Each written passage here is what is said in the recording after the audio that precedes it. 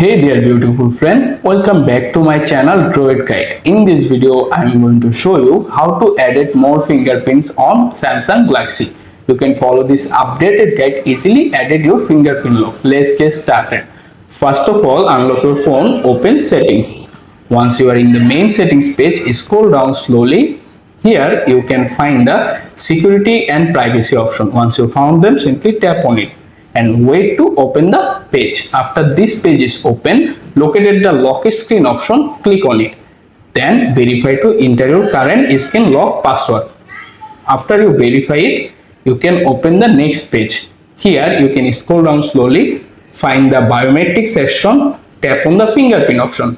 Right now my fingerprint 1 is currently added. For this video I want to edit more than fingerprint. To do it, tap on the add fingerprint option, then click on register. Then you can edit your another finger. For example, I am added this finger, so simply tap on it, the fingerprint sensor, and make sure you can simply press again.